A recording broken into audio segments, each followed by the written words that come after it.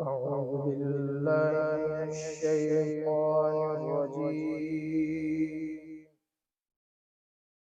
بسم الله الرحمن الرحيم. إذا زلزلت الأرض زلزالها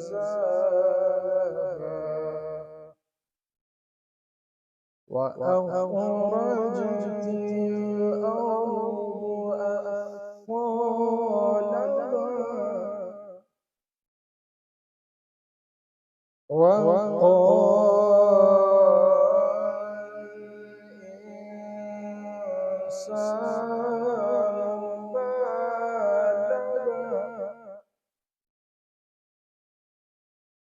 وقال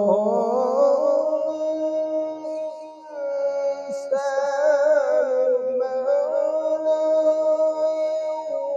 يومئذ تحدث أخبارها بأن ربك أوحى لها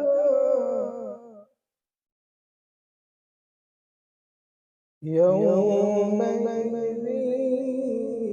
يصدر الناس أشتاتا